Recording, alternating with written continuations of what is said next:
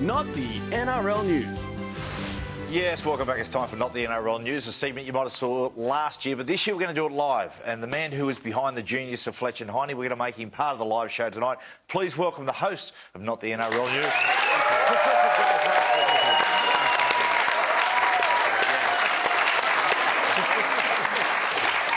Professor, just want to make an honour to have you on the show. Thank you for having me. Working Matty. with these two guys, Fletch and Hiney. It's a pleasure, absolute pleasure. We go out there on the road, you know, every week. Hiney, very funny guy, very naturally funny, has the whole crew laughing. Yeah, okay. Very funny. Fletch needs work. He's big, he lifts things, but he's hard work, old Fletch. Yes. Now, look, I believe that this is a news break. Now, I believe, Professor, that Not the NRL News, you've got your very own hard-hitting roving reporter, is that right?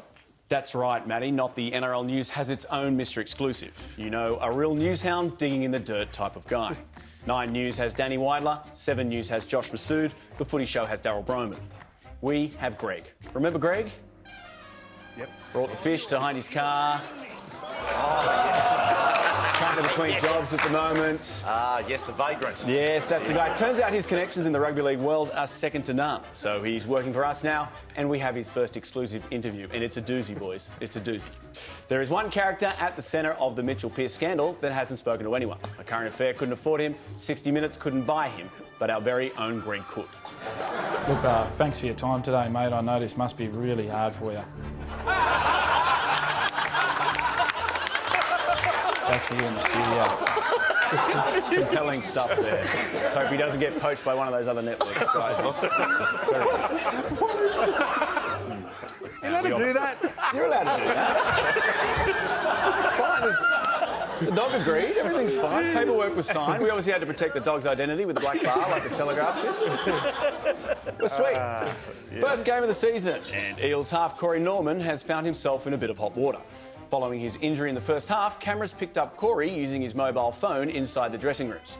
This is strictly not allowed, with the NRL concerned that he may be accessing gambling sites.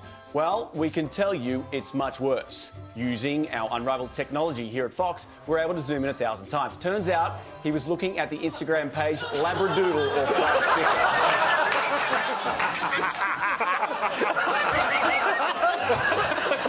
Can you tell them apart? I can't tell them apart.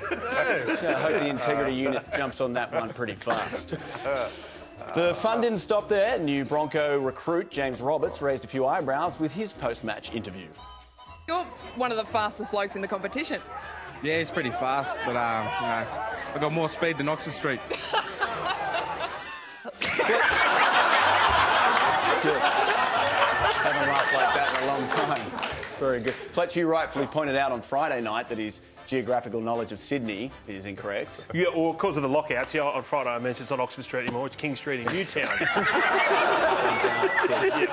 However, it was this comment from Wayne Bennett in the press conference that ruffled the most feathers. As long as you're not on the NRL's, the Mardi Gras on the float, the rest I can handle the speed. It was an odd comment for Wayne to make when you consider just how much he bloody loves the Mardi Gras. In fact, only 12 months ago, the Broncos played in Sydney the night of the parade, so Wayne actually attended the game. Ready to party later that night. I believe he did the stitching on those wings himself. He's like the seamstress. This journalist believes Bennett's comments were actually to do with player safety. He didn't want the same thing to happen to Roberts that happened to him last year. When he fell off the hot-to-trot float and pulled his hamstring. Thank you, Jeff.